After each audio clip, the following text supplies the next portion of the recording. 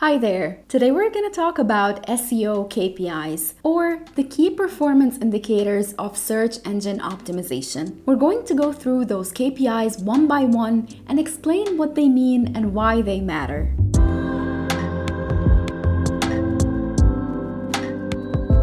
SEO KPIs are metrics used to evaluate the performance and effectiveness of your SEO strategy. They provide insights into how well your website is doing in search engine rankings, and they help you identify areas that need improvement. These KPIs are your tool to measure the return on your SEO investment. Now let's go through some of the essential SEO KPIs and clarify what each one of them means. Number one is organic traffic. Organic traffic is considered a key measure of SEO success because it represents users who found your site naturally through a search engine rather than through paid advertising. More organic traffic usually means that your site is ranking well for various keywords and attracting more users. Tools like Google Analytics can provide a detailed look at your organic traffic. That includes information about users' geographic location or the devices they're using,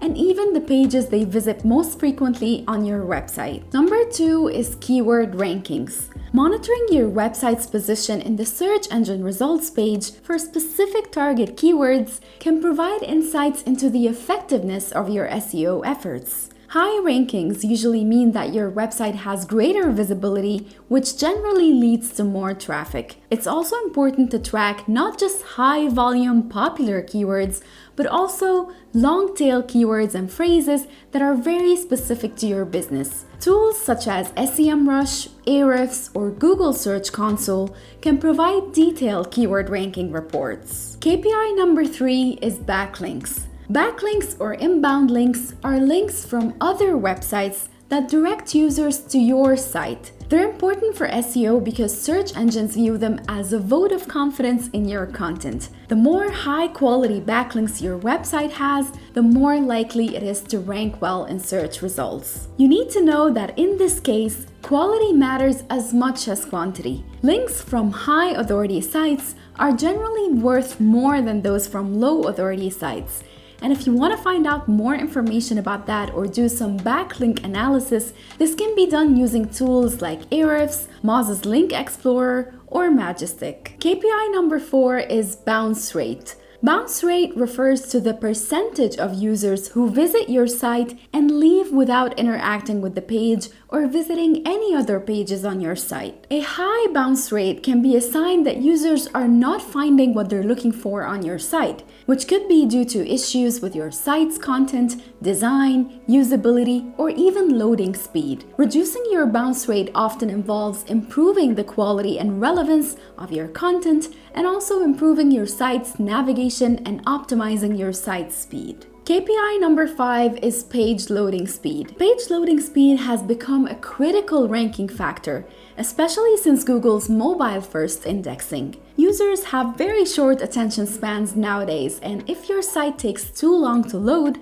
they're likely to leave. This can lead to increased bounce rates and lower rankings in search results. Tools like Google's Page Speed Insights or GT Metrics can analyze your site speed and even suggest ways to improve it. KPI number six is the click-through rate, or the CTR. The CTR is calculated by dividing the number of users who click on your website when they find it in the search engine results pages by the total number of users who view the listing. A high CTR indicates that your site's title tags and meta description are enticing users to click on your site. If your CTR is low, then you may need to optimize your meta tags or improve the relevance of your content. Number seven is the conversion rate. Conversion rate is the percentage of website visitors who actually take a desired action on your site, such as making a purchase or signing up for a newsletter. It's a crucial metric because it shows how well your SEO efforts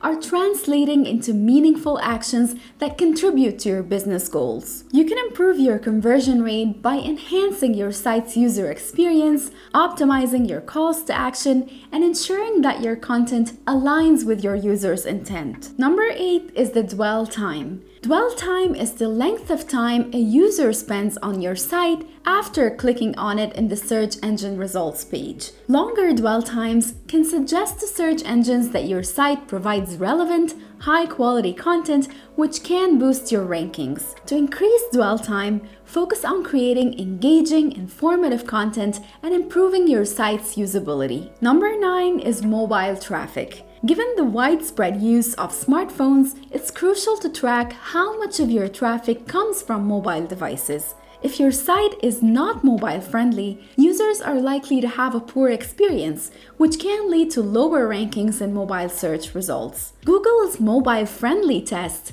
can help you assess whether your site is properly optimized for mobile users. And number 10 is local visibility. This includes tracking your rankings for local keywords. Local keywords are search phrases that include specific geographical locations or terms that implicitly suggest a localized intent. They're used to attract users who are searching for products or information related to a very specific area. Other local visibility metrics include assessing your visibility on local search platforms like Google Maps and monitoring your online reviews. A huge part of improving local visibility is ensuring that your business information is accurate and consistent across different online directories. Now, thank you very much for watching this video. We hope that you found this information useful. Profile Tree has helped hundreds of businesses with their SEO strategy, and we're happy to help you too. So if you have any questions, just drop them in the comments and we'll get back to you.